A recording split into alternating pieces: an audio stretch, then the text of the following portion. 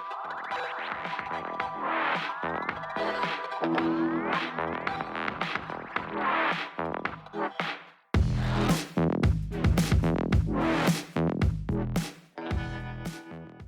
everyone, welcome to Basic Binges. I am your host, Sabina Graves, here for the penultimate episode of Moon Knight with my awesome panel of friends who we're just ready to talk about this episode. Oscar Isaac just completely took over this episode in many ways.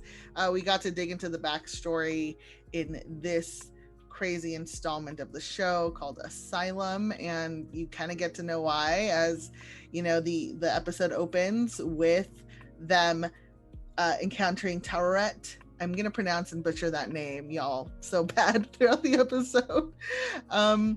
And basically, we just pick up on the little shocking ending. Before we go into it, let me not forget to introduce everybody. We'll start with Whitney. Kind of intro and tell people what you do. Hi, I'm Whitney. I'm a themed culinarian and artist, singer. I've done a lot of stuff with fans cooking fiction here on Nom Talk Network. So I'm excited to be back and discuss all things Moon Knight tonight. And then next to me is Moon Knight Mike, so I'm going to throw it over to him. Thanks, Whitney. Hi, guys. Moon Knight Mike here. How are you guys? As you guys know, I'm a friend of the channel, but also on the Nerds of Color with Sabina and Mike Lee, as well as What to Watch, and that's at LA. So if you guys want to check out some of my written reviews for Moon Knight, definitely check out my work on What to Watch. But other than that, though, you can why read it when you have me here to dictate everything about it to you? So, yeah. That being said, I will toss it over to my other colleague from the Nerds of Color, Michael Lee. Mike. Yes. Hi. I'm Michael Lee, like Mike just said. So try to keep track with all the mics here, but so I write for the Nerds of Color as well. That's in LA. We Live Entertainment. Yeah, so you can find all my reviews, all my thoughts and everything on those sites. Amazing. Yay, everyone. Thanks for being here again. Always a pleasure to discuss this show with you and any show that we're hanging out over. So this is the second to last episode. We and there's always that thing about the second to last episode is always that everything slows down to kind of really dig into a backstory or reveal real secrets and before we get thrown into the action of the last episode. And this was definitely a really big one with us really finding out, who came first, Steven or Mark. And, and you don't even know what to believe because one moment they're in the asylum hallway with the Hippo Goddess. The next moment they're in the office with Harrow, and Harrow's oh, you keep coming in and out of your fantasies. You need to come to terms with who you are, and gives him a bunch of just gaslighty sort of excuses for what he's going through to speed him along toward doom, I would say. But yeah, what was everyone's reaction to the opening and kind of being wait, who do you believe in regards to what the reality actually is? Not everyone jump in first. Let's start with Michael Lee. So, like you were saying about the unreliable narrator, it's just so fascinating to see how this show has come along in terms of the storytelling, because at first you couldn't trust Steven at first as the unreliable narrator, and then there's Mark. Now you have them sharing the same space within this episode. So I found it okay, now I can see, I can understand what their struggle is, what their inner conflict is with each other, because so much of it was seen through what was that, reflections and, you know, just inner monologue, so to speak. So now to get to see that physically, like on the same plane, on the same plane of reality, was very fascinating to me. Yeah, I agree. The thing is, I can understand, especially since Marvel, as we've talked about several episodes already, hasn't really done a show like this.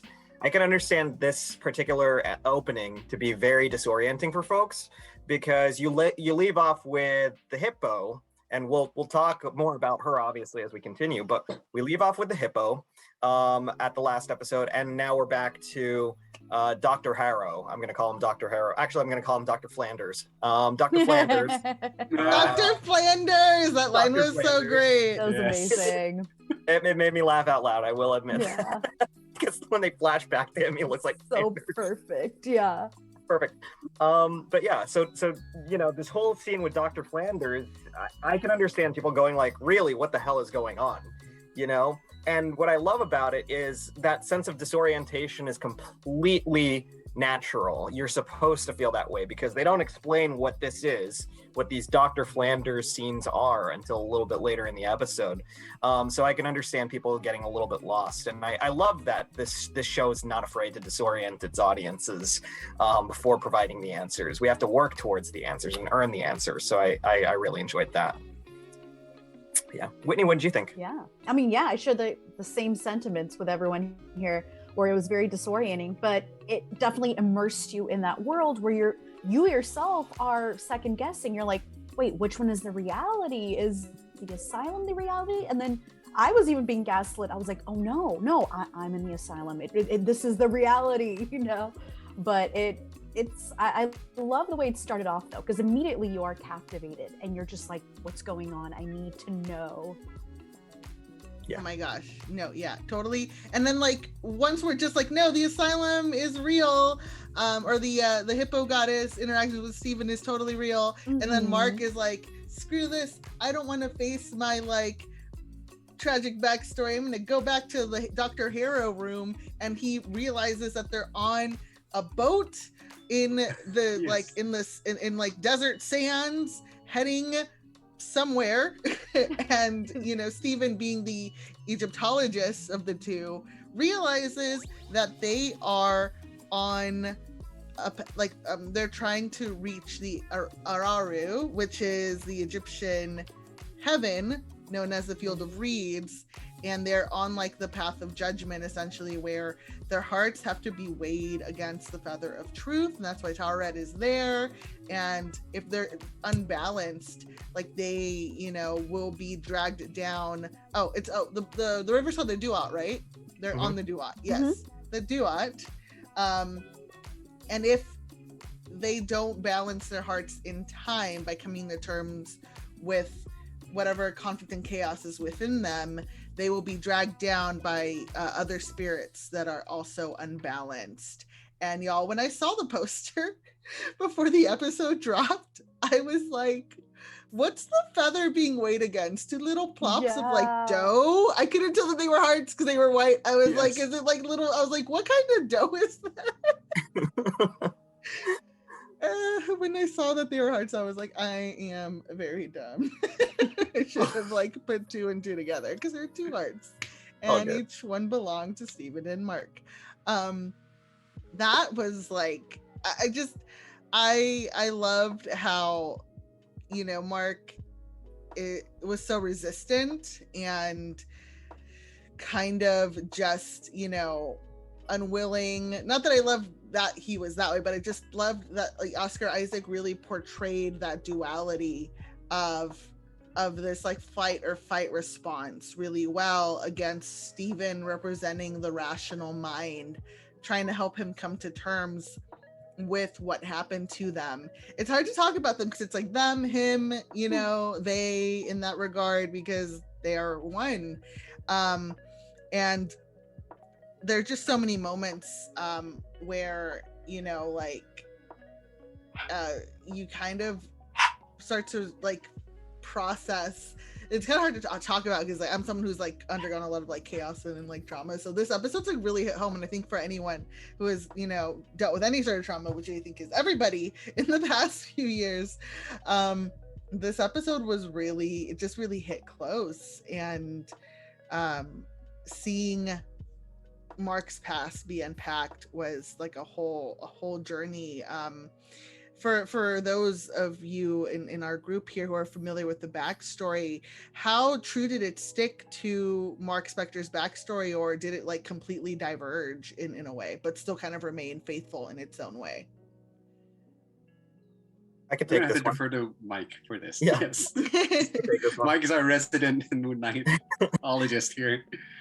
So it's interesting because it's kind of a combination of different elements of the Moon Knight backstory. I mean, when you look at the 80s run for the original self-titled series in 1980, a lot of what they cover, especially in one is it okay if I touch on that one segment? Yeah.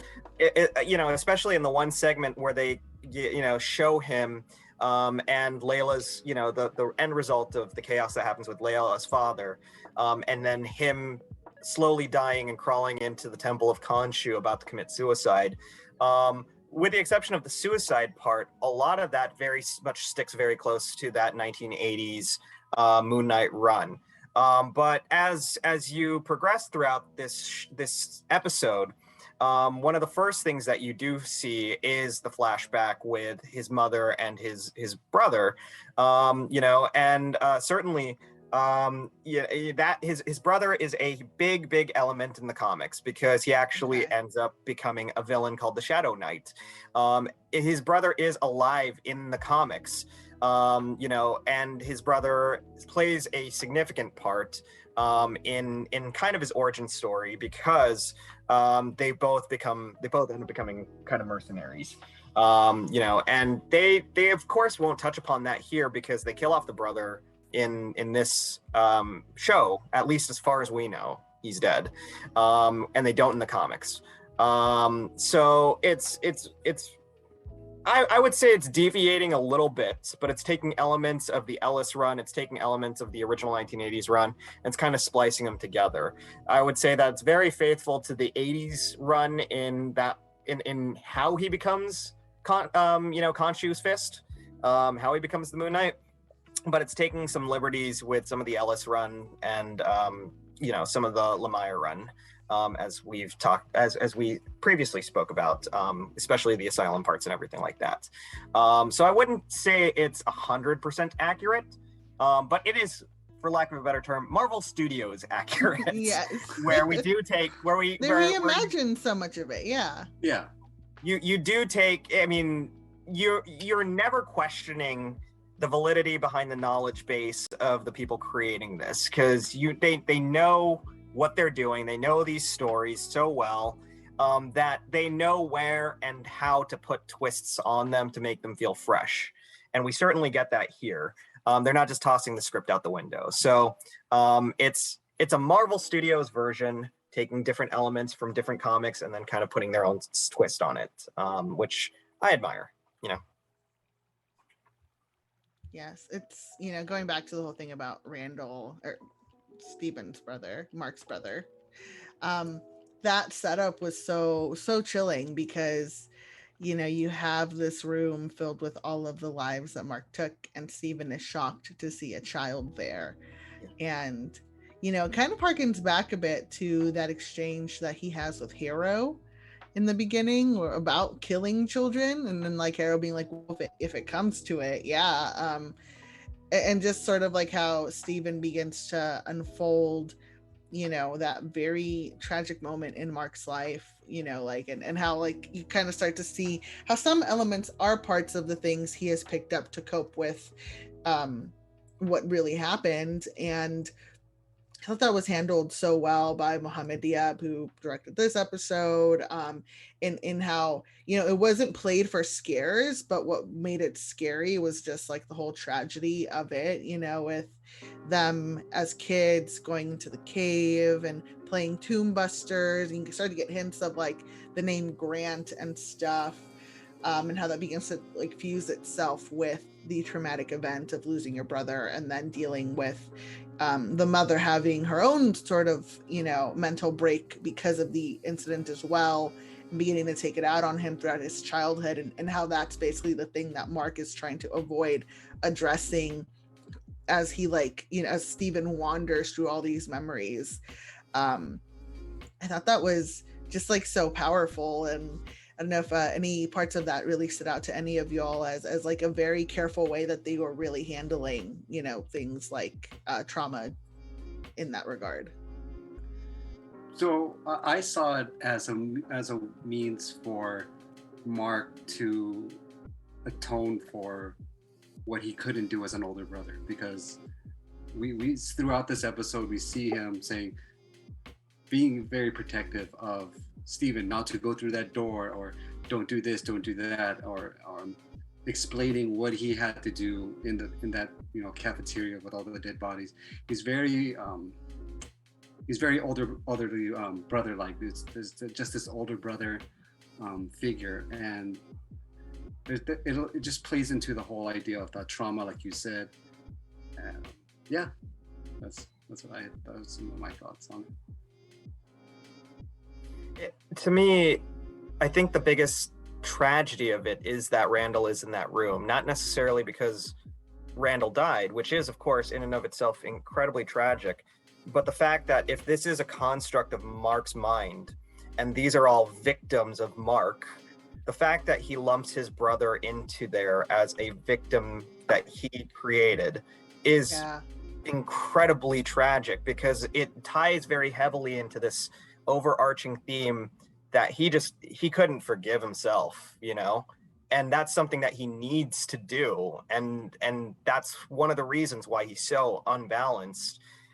He legitimately believes that that was his first victim, that was the first person that he ever killed, even though, let's be frank, yeah, he made some bad choices, but he was a kid. He was a kid. It was an accident. Yeah, it was an accident. It was a flash flood. He didn't create the flash flood. It's just, you know, these things sort of happen. So the fact that he's blaming himself, the fact that he puts Randall in that room with everyone else that he did actually kill, that is so tragic and so sad. And there's two movies that I just kept thinking about over and over as we go through this episode. The first movie that I thought of was Eternal Sunshine, because it is my favorite movie of all time. And the idea that you're revisiting all these memories and what overall those visitations of memories are saying about humans, you know, human emotion and everything like that, and human consciousness. The other thing that it also reminded me of in significant parts, since we always love referencing horror movies every episode of Moonlight, Hereditary. Quite a bit, because Hereditary is this beautifully terrifying movie, but it's a movie about the effects of trauma and grief on individuals. Generational trauma. Regard, yeah. Sure. And the effects of a child's death after being, you know, potentially inadvertently caused by an older sibling, and how that also impacts the mother and the relationship between the mother and you know, that child. It was terrifying and just tragic at the same time, as were elements of this episode as well. Yeah, sorry, what did everyone else think? Sorry.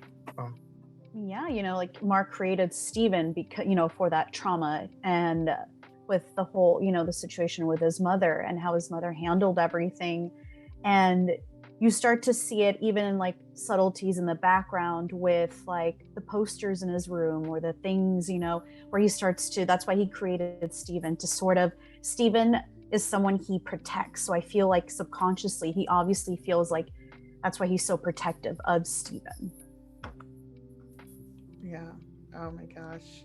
It's so heavy. And you kind of see how, like, you know, the Randall was that catalyst for Mark to kind of disassociate from his family, distance himself, like, from his own father even.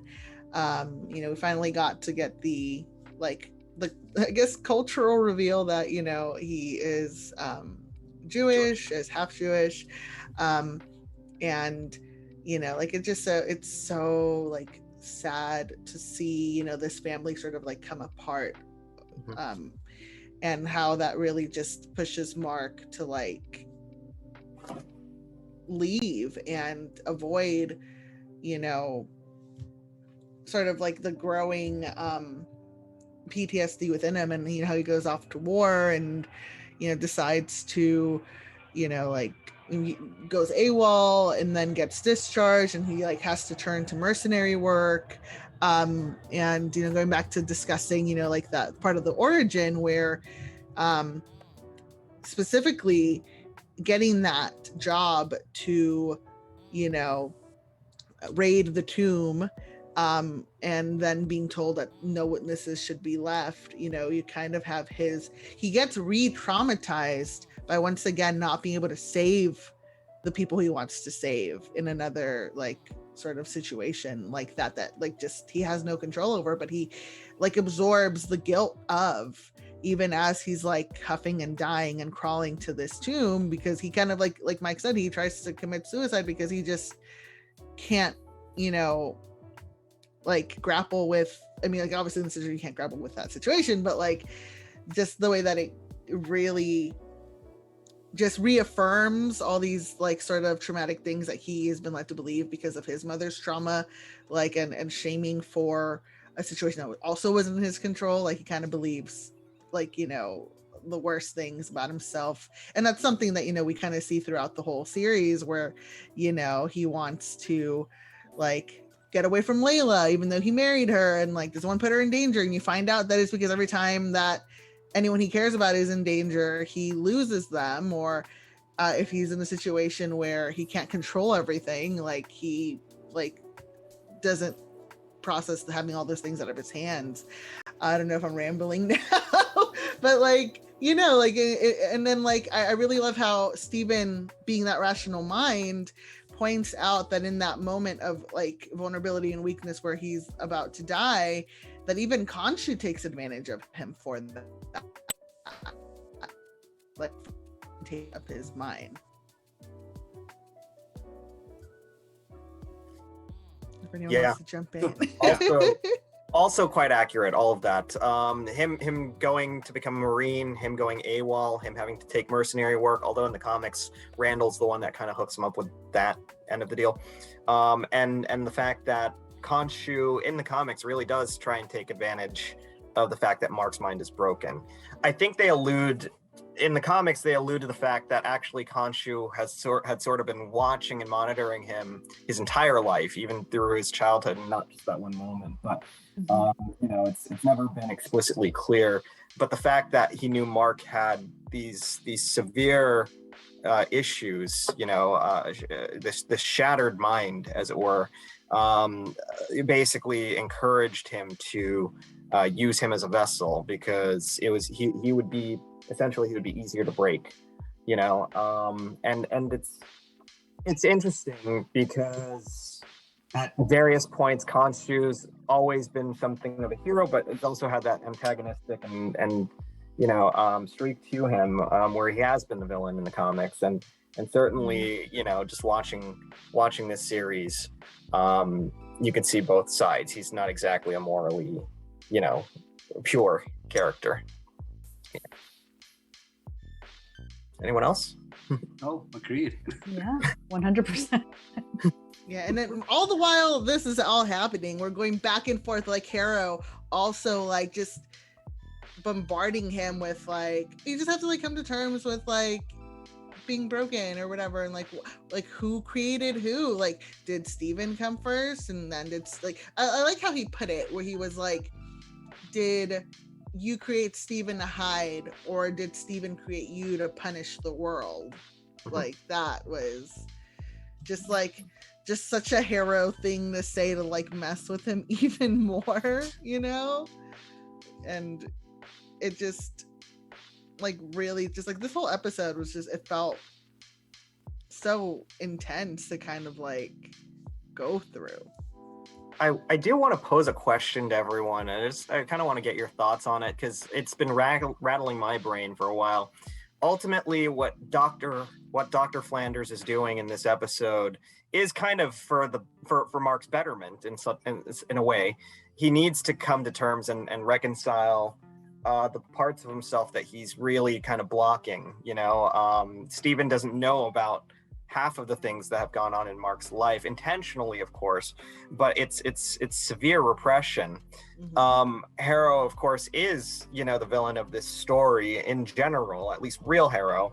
But why is he in Mark's head anyways, why is he actually helping? Why Harrow of all things? Why isn't it a different persona or something like that? It's his enemy. I don't get that. And I it's something that's I've been wanting to know what everyone thought about it, I guess.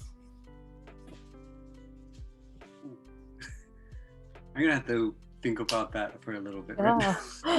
I think it's because he just wanted him to die, and he was trying to hurry him along to just move on, so he wouldn't be like a threat anymore. Because as long as he was unbalanced and still hanging on, there was they had enough time to go try to find Khonshu's statue and unleash it so he could be tethered again in some way, because he was he was untethered, and I think Harrow just wanted him to be come to terms with your guilt and your shame and go away, I guess. Know, that's kind of what I thought it was, for sure.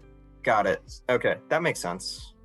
Yeah, I like that too. I just to add a little bit, take a little bit from what your theory is or thoughts are, Sabina.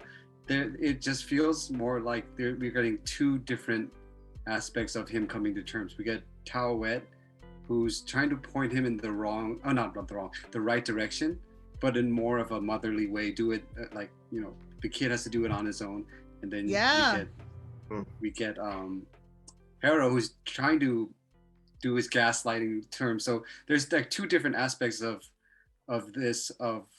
what they want, even though they want the character or they want Mark to come to terms. They're coming at it at different sides. So I like your theory about Harrow trying to manipulate Mark and doing that. Yeah. That prompted something in me, because Tawret, sorry, I'm totally butchering that. Tawret.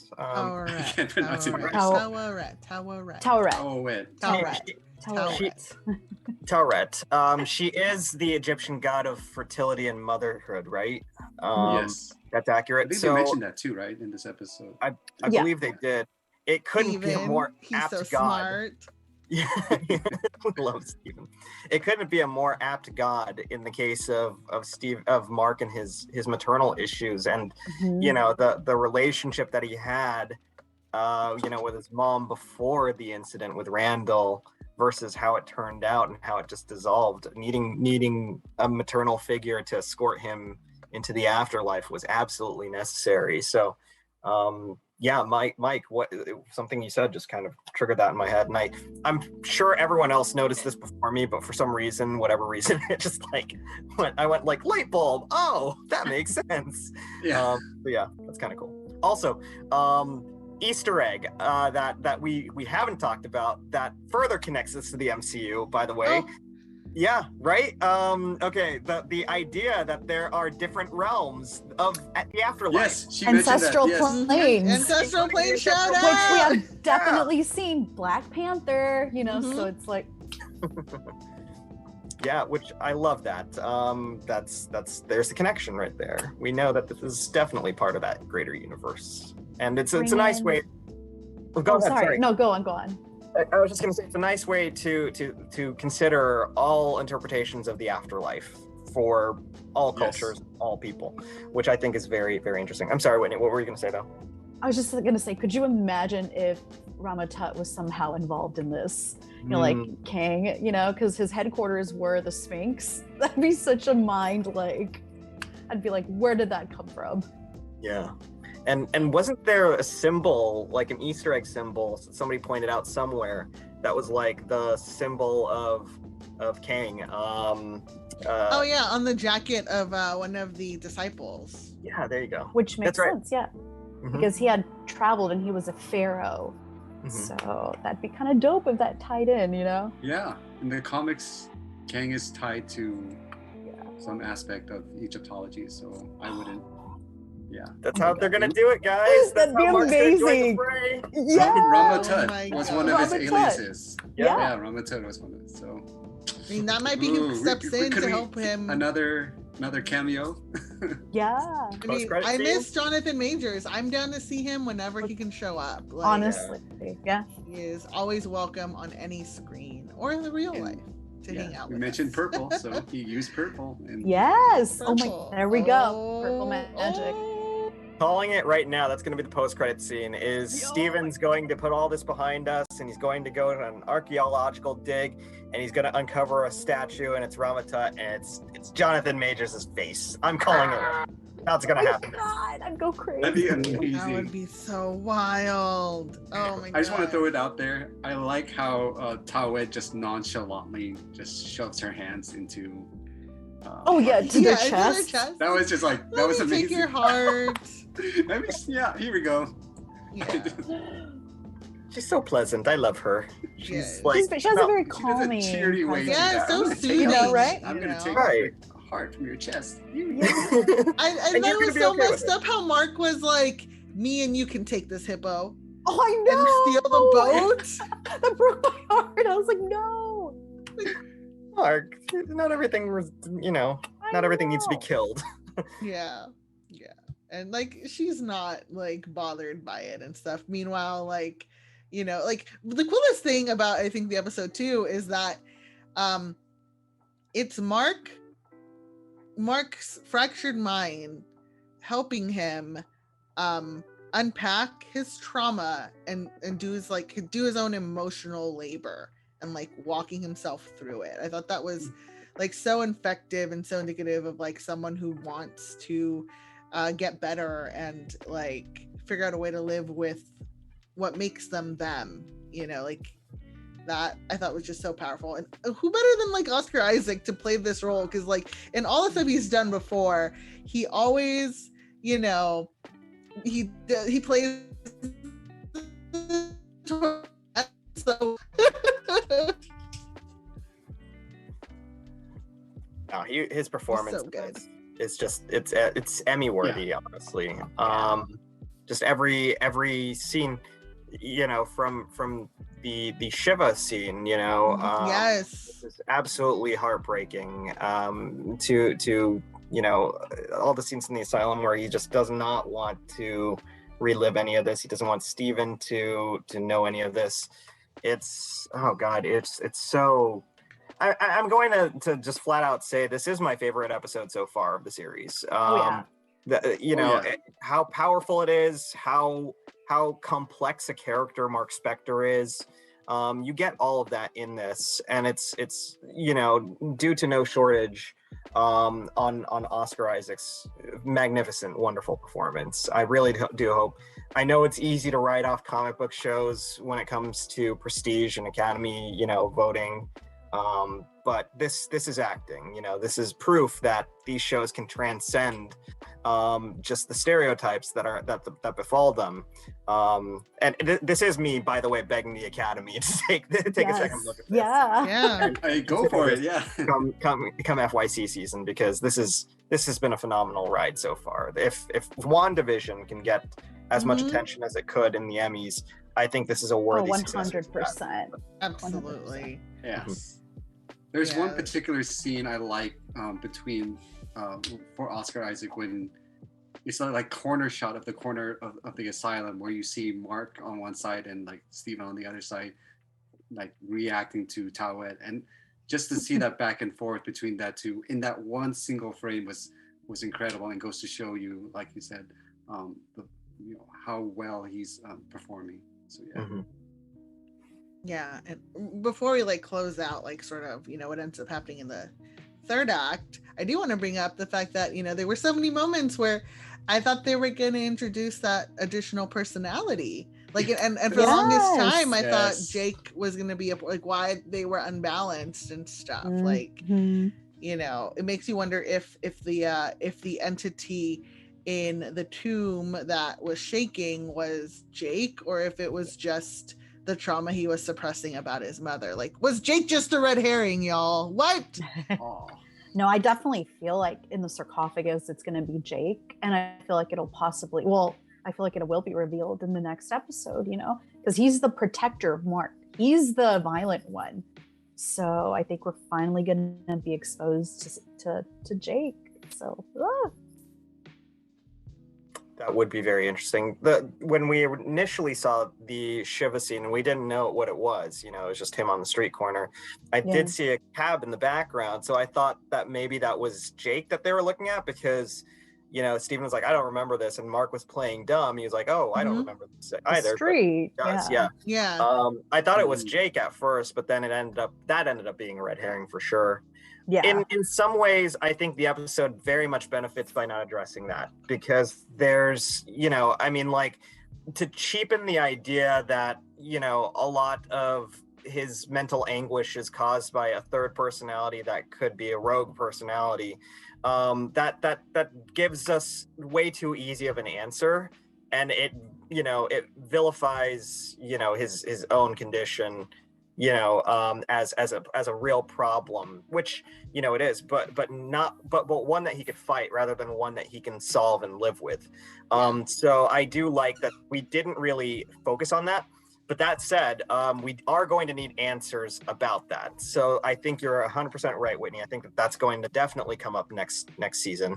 And there are just so many scenes that are unaccounted for in regards to that. Yeah. And, you know, that there has to be answers. Whether we get that as, is this meant to be just a limited series? They're not necessarily planning for a season 2? It's supposed to kind of be a limited series, because as there have been articles that have stated, he is not shackled with the golden handcuffs. Oscar Isaac can choose to return to the character if he would like, in whatever form the next sort of story involving these characters might take. But yeah, no, I agree. I'm like, you know, I do think, because as you pointed out, like when you reminded us about the street scene, he drinks, like, you know, when he's trying to like avoid his father and stuff, he has like a bottle in hand and he's chugging that. And in the episode that opens when he arrives in Egypt, he doesn't remember Mark does not remember getting there, but he has a bottle in hand and he's like half naked in his like sheets, you know. So sounds like Jake. Sounds like Jake. Yeah. Plus alcoholism, you know, since his mother was an alcoholic, it is a hereditary thing. Yeah. That's a good point. So the fact that if he does have this portion of himself that is an alcoholic that he just doesn't know or recognize, and that's when Jake comes out, that is an incredibly powerful story to explore, and I hope that they do. We'd actually get a demon in a bottle storyline, but we would have gotten it without Tony Stark. We got it on Mark Spector instead, which, you know, I'd love for them to do that, because I think they were too terrified to do demon in a bottle before, early phase 1 days of Marvel, but now, you know, they can go nuts. They can do it. Yeah, they're covering new ground, and the direction the MCU is headed is definitely a darker route. So I'm really excited. Yeah, that'd be great. And just Steven is so adorable in this episode. Oh my gosh, y'all. The act of self-care. Like, he is like the embodiment of self-care. And even though like Mark created him to protect himself, or like, and he like how they protect each other like siblings. I just had so many feelings, especially like, you know, in that moment where Taweret is like, we've arrived at the gates of Osiris, because Taweret agrees to help them, but like as she agrees to help them, you know, they start seeing all these like spirits like being judged before their time, making them unbalanced and stuff, which reveals that like, you know, something is going on up there with possibly Harrow, or I don't know if there's any other people it could be, but you know, like even through that, and like as they're starting to reach that balance, you have unbalanced souls jumping on the boat to attack them and fight, and like, you know that Mark can take them on, but then you see Steven, you know, like, because once Mark, that's what makes them become balanced. Like, Mark has embraced Steven, and the way that, you know, they kind of meet at the same point is by Steven embracing the part of him that is Mark and like picking up that fight. I thought that was so heroic and awesome. I don't know if y'all have like any, like, jump in with like your reactions to like that sequence, because I thought it was really well done. No, I thought it was really well done too. We got to see Steven be, I don't want to say useful like that. That just kind of demeans his whole thing. But he was more helpful than previous episodes, than rather just, at least from a physical standpoint, because he's there thinking to himself, if Mark's lived this, I've lived this too. So I have this experience. I at least know how to do some decent fighting. And yeah, it's just a great evolution of that kind of character to see him rather holding, I don't know what that part of the ship is, like, you know what, I'm gonna do what I don't normally do and just take a chance and show that I can actually put up a fight. So yeah, it's dual progression and dual character development, which I love. We see throughout this entire season, which as we've talked about several times, the true love story in this show is Mark and Steven, Yes. And the thing is, we know that Mark is a broken man, and the fragments of him that he's broken himself into are they complement each other because their shortcomings are polar opposites of one another. Mark is not exactly an emotional, touchy-feely guy, but he is a man of action and he's willing to fight. Steven's not a fighter, but he is a very sensitive and intelligent person. In this episode alone, we see them embrace both. We see Mark trying to embrace that more emotional side of himself by learning to be kinder to himself, to accept himself, to love himself, and to forgive himself above all. I mean, that scene where Steven is teaching him to try and forgive himself and just, they call it the Goodwill Hunting scene, or I guess Dan Murrell, for example, called it the Goodwill Hunting scene, where Steven's telling him it's not your fault, it's not your fault, it's not your fault. And this entire episode, Mark can't see that, and it's until Steven makes him see it that he's able to be at least a little bit more, at peace with the idea that it really wasn't his fault. And then Steven, who this entire time is not at all a fighter. I mean, he stopped the fight to go time out. Let's talk this through before he got impaled by like a billion spears. But he sees it upon himself to pick up, a baseball bat and attack, people, become the man of action that he knows Mark is. It's these two teaching each other and training each other to not be fragmented individuals, but a whole person that, with all of the qualities that each one of them split is lacking, but together makes, let's just be honest, it's the perfect man for Layla. So there you go. That's all this is building up to, is just Mark becoming the perfect man for Layla. No, but to be an actual whole person, that I think that's absolutely necessary. Hence the balance, So yeah. Whitney, were you gonna jump in? Oh no, I mean, literally 100%. You said it beautifully. We all 100%. co-sign, yes. Oh my gosh. So, and the like, definitely the moment that definitely like made me just super emotional was Steven saving Mark and like unwittingly or accidentally sacrificing himself, because the thing about Steven is that like he's so pure. He kind of had his like Spider-Man Peter Parker moment where he was like, like, what's happening to me, and like, he didn't want to leave, and he gets taken by these sands, and Mark gets super vulnerable and wants to go back for him. I immediately thought of the scene in Frozen where Anna gets turned to ice, like reaching out and stuff. I was like, this is just like Frozen all over again. Because Mark is totally an Elsa. Yes. Bruno, what do you have to say about it? Yeah. Yes, Bruno had thoughts. Oh. Bruno has thoughts. Bruno has thoughts. Yeah, he wanted to come in and share his thoughts. But no, it's I love that you called it the Anna moment, the Elsa Anna moment. Several people keep referring to it as the Bing Bong moment, and it's just like the saddest thing ever. We never Gets dusted though. It gets dusted. That's death in the MCU, by the way. People just turn to dust. That's what it is. No, but it's so emotional. It's so sad. We love it. It's a testament to how much we grow to love Steven. He might have been, he might have gotten a little bit annoying, at times, but ultimately that heart of his, Mark's heart, I should say, because it really is Mark's heart. But that part of him was just so pure and so beautiful and so untainted, and all you ever wanted to do was help. And to lose him, and we don't know if he's lost forever or anything like that. That's definitely a question that they need to answer at a later date. But we felt it. I think we all felt it, right?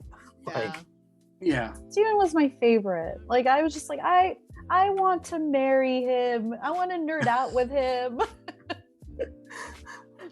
Oh, poor Steven. Lost to the sands of the Duat. Just forever. I wonder if that makes like room for Jake to like pop up. I don't know. But yeah, that whole like just like spiraling of the last act when that happens, and then Mark being like, I have come to terms with everything and the heart is balanced, and he appears in the field of reeds, which is not at all what I expected to happen. Mm-hmm. It's like, now what? Yeah, like, exactly. You're dead. How do you come back from that? And it's like you've made it to let's call it heaven. You've made it to heaven, and this should be a happy moment, but it is like the worst time for anyone to be in heaven. Yes. Mm-hmm. And they made a point of it saying, like, if you come back, there's no real point because you're shot. You come back shot anyway. So yeah, and like, it's like Khonshu was like, tell Mark to come get me, and it's like, how can he get him if he's in heaven? Yeah. Unless would the temple be in that version of heaven? He could free him. Is the next episode going to be a heist? I mean, it depends on where the gods are, right now, right? Like if there's literally a bridge from, the field of reeds to wherever Khonshu is, then I guess that's how they're going to do it. It's going to be tough though, because this was such a good episode, and the past couple of episodes have just been so strong. I absolutely worry, despite the fact that I always have faith in the MCU, I absolutely worry about how the last episode is going to stack up. There's so much to accomplish, so many answers that they need to explain, and I'm okay if they don't explain every single thing, I mean, like, but a lot of the big points should be at least addressed, such as how they're going to get Khonshu back, how, who's in the coffin, what, all of that. Sarcophagus. Sorry. How, I forgot that word too for the longest time. I was like, tomb thing. Their coffin. The tomb thing, coffin, sarcophagus, the sarcophagus. But also, this entire time that we've been with Steven, and Mark, what's been going on with Layla and Harrow? I mean, like, they clearly raised Amit, but what does that look like?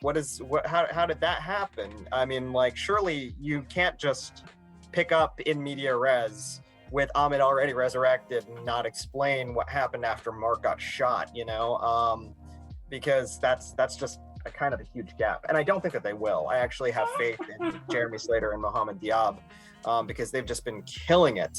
But I will say a little part of me is, anxious to see how they're going to pull this off.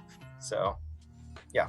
I mean, not just that though, but if Amit is brought back, we get teased early on, that Khonshu would have wanted Layla to be his avatar. Like, who's to say? What if Amit chooses Layla to be her avatar? Mm-hmm. And or it's if you bring Khonshu back, Khonshu comes back under the condition that he serves one last thing with Mark and then just transfers, and Mark has to agree to it or something like that. You know, I mean, like, but yeah, Layla's open season for Layla. This is not good news, you know, either way. Oh my gosh, y'all. Yeah. I'm still wondering who Steven's talking to on the other line. On the phone? He keeps saying his mom. Yeah. He keeps saying his mom, and we never. I thought Mark was gonna confess and be like, "Oh, that was just the way I was keeping tabs on you." So now I'm like, who has the other line of this number? Who is checking those voice messages? So I'm still wondering, because the last time I saw it was like, when Mark was like overcome with that trauma, he just transformed back to Steven, and just Steven picks up the phone and just talks to mom like nothing ever happened. Yeah. So it's like, who is on the other line? I always just assuming and imagining that it was just a dead phone line, you know, or like a voicemail, because it had only been 2 months, right? Since his mother passed away. So I'm wondering if maybe just there's a phone there that's off somewhere in a drawer, you know. And that's what Steven keeps calling, you know. And no one's. Is he actually having conversations, or is he leaving a voice message? He might just be like talking to himself. It always sounded like voice messages to me, because it was never a conversation. Yeah, it was always like there was never a pause. It was just him talking the whole time, and then he's like, "Anyways, I'll catch you later, Gators," you know, and then just like hangs up, you know. That's when little Mark / Steven says later Gators. Oh yeah. Also, did you guys notice the fish that his brother was drawing was Gus? He was drawing. No, I didn't notice. Oh, the one. I didn't notice that. And but it now was I have to one revisit fin. this episode. Yeah. Oh my God! How the hell did I miss that? That makes. I just remember seeing the dead bird when they were going to the cave. It's like, oh, that I saw. Yeah. Which is why we see Khonshu. Has like been that's watching how he visualizes. Yeah. So it actually is possible that Khonshu has been watching him since he was a kid. They kind of insinuate. Yeah. There was part of me that always just thought that because it's like a memory, very similar to like Eternal Sunshine, that things would just conflate with one another, you know. But I mean, like, if that was legitimately a bird that ends up being Khonshu, that would be really fascinating if they ended up doing that as a twist. Like Khonshu was actually, you know, targeting Mark his entire life. Yeah. But yeah. Interesting mysteries. Hopefully it wraps up at least neatly enough that you know, people will be excited and satisfied to see more Moon Knight, because I'm game to see Oscar Isaac play this role for a very long time. This is actually my last episode with you guys for now. I won't be able to be here next week for the finale, which is a huge bummer. Thankfully, Mike Manalo, Moon Knight Mike, will be taking over as honorary host for that finale episode. I can't wait to hear what you all thought of the finale. I will be waking up in a different coast and trying to watch it myself, and you know, just so I won't be spoiled. And then also we have Multiverse of Madness next week too. Like everything's coming up Marvel, y'all. Like all these things are gonna like combine in the best way, and I hope that we can all catch up about all these things soon, whether on here on Nom Talk or on the next show. And it's been such a pleasure to just hear everyone's thoughts, like on this panel, and everyone that we've had on sort of discuss how they have felt about the show, and everyone has contributed like the best, like just anecdotes. And you know, this is what I love about Marvel. It kind of, you know, even for these sort of new properties, we all have found like a really good way in and bond over it, and it's just a pleasure to watch this show with you. And then obviously shout out to Stephanie, who is our producer, for getting everyone here in order. Yes, you rock and are rocking like this network. I mean, everyone, if you want more Marvel, there's gonna be more Marvel on Nom Talk. Just saying, so just obviously check all the slate and the posts that happen. But yeah, we'll be back for more basic binges for the next shows that occur. And obviously y'all are all welcome to come back for whichever ones you want to come back for. I want to see more delicious Whitney, marvelous like fans cooking fiction, and the mics, y'all are amazing. They came and for this episode. We need to make it. Yeah. Yes, and Bruno, who is very Bruno. chatty. Has a lot to say. He has a lot to say about these shows. He is a big fan, clearly. I'm Sabina Graves. It's been awesome to be on this journey with you, and I'm getting taken into the duo with Steven, apparently. Oh, That's no, where I'm just Stop the boat! stop the boat. Stop the boat! You can find me on Twitter at Sabina has no R, on Instagram at Cool Places with Us. I will be running around Orlando and the theme parks next week. So if you follow me on social, that is what you'll be seeing me do. But until next time, it's been awesome to have everyone. Let's go around and everyone tell everyone where you can be found. We'll start with Whitney. Yeah, you can find me on Instagram under whimsicalwhitney_ and Facebook under Whitney Hollis. Ooh. Moon Knight Mike. You can find me. Thank you guys for joining us, and thank you, Sabina, for being an amazing host. These entire episodes. I'll try my best not to let you down, but I apologize to everyone in advance for all the controversial stuff I'm going to say next week. Hopefully I won't get anyone canceled or anything like that. But you can find me at TidyBullBoy182 on Twitter and Instagram, and always check us out on the Nerds of Color and What to Watch, and That's at LA. Mike Lee. Yes, thank you, Mike. You'll be a great host next week. Don't worry about it. But you can find me on Facebook, Twitter, Instagram, and TikTok at I am Michael J. Lee. And yeah. Amazing, everyone. Tune in next week for the finale and follow us in all the spaces, Nom Talk, and see what will be coming up next. It's been a pleasure to host. See you next time. Bye.